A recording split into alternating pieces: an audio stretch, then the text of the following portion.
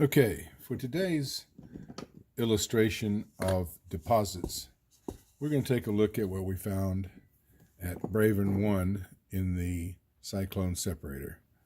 There's a little bit of water in there, so I'm going to take a spoon, your old kitchen spoon, make sure you wash it afterwards, and put a little bit of this in the jar, give it a little stir, and then of course this is the material that we found at Braven 2.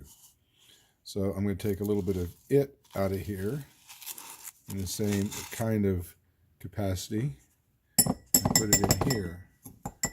So I'm going to make up a soup jar here, and what we're going to do is we're going to pause and get some water. Now we have some water, so I'm going to pour a decant up to that mark of that set of solids, and then I'm going to do the same to this set of solids up to about the same mark. So now you see the two, and we're probably going to let those sit and see what kind of dissolving we end up with. And just to illustrate the point that we have Braven 1 and Braven 2. So let's just let that sit for now, and now we'll go do another experiment.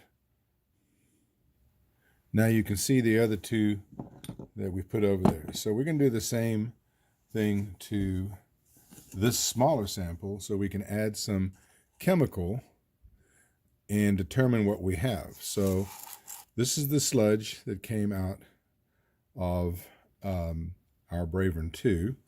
I'm going to put that into here, and then I'm going to wash off my spoon so I don't get any of the other debris in there. And now we'll take Braven 1, and we'll take about the same amount of the same material, which is a completely separate type of material, and you'll see in a second. And we'll put that into this jar. So now that we have that mixed up in there and that mixed up in there, in fact, what we'll probably do is put a little bit more of this into here so we get an even amount of debris.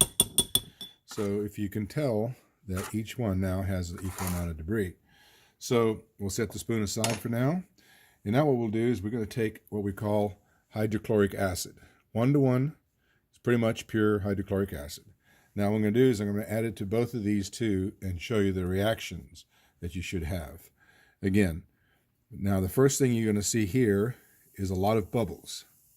Hopefully you can see those, and I'll bring that up to the camera to illustrate what happens when you have calcium carbonate.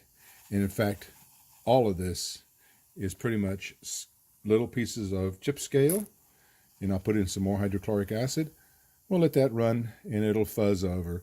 That fuzz you see there is carbon dioxide being released from the calcium carbonate deposit. Now on the other hand, we have this material, which I'm going to add about the same amount of hydrochloric acid to it, and you'll notice there's no fizzing whatsoever. So this particular one shows me and tells me that there's no carbonate to release any CO2. But if we just let it sit for a while, and I'll add just a little bit more to this, and then what I'll do also now is illustrate how we can find out what that really is. So that was all solid beforehand, and now it's starting to dissolve. Now there's a little bit of dirt, so you can't see it too clearly through the glass. But now let's go ahead and add some water to each one, just to kind of give it a chance to settle down and give you a color change if necessary. This one here appears to be all bubbles. So let's just decant this back in here, about the same amount of water. Okay, and then we will just do some preliminary mixing. Of course, I need to clean my spoon out and give me a little shake here, a little stir. Okay, so now we see a deposit that is clearly dropping to the bottom quickly, and we'll move these out of the way since we don't need them anymore. And here I'll add a little bit more water just as I have to the other one, just in case. So now I'm going to mix this one up And now we're going to see a state that is suspended water material, and here it's sinking to the bottom. Most of this material is calcium carbonate scale, and it's gone. This is going to turn out to be very, very yellow and turn into iron. So we'll hold off for now and see what happens.